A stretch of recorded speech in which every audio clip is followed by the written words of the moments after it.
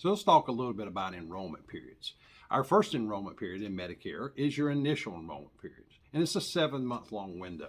It starts 3 months prior to turning 65, your birthday month, and 3 months after. And if you're on disability, it's 3 months before your 25th month of disability, the month of disability that starts the 25th month, and 3 months after. Now, if you miss that window, you may have to wait, and you could encounter some late enrollment penalties. So you want to make sure that you're taking care of that. And having a local agent like myself to advise you and guide you down that road can be very invaluable. The other enrollment periods is the annual election period. Now that's in the fall of the year. You'll see a lot of commercials on televisions. It starts October 15th, goes through December 7th.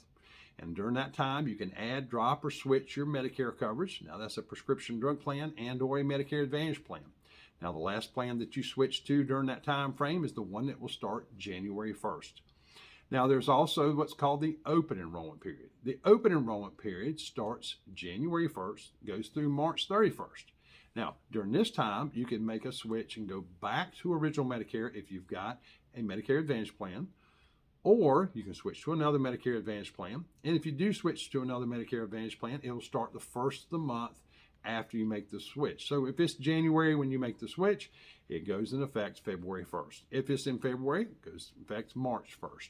And of course, if you do something in March, it starts on April 1st. Now, there are also special election periods. Now, depending on somebody's circumstance, they may be moving. You move from North Carolina to South Carolina, or you move from one county in North Carolina to another county in North Carolina. You have a special enrollment period to change your plan, and you may have to. Again, plans are specific by county within each state.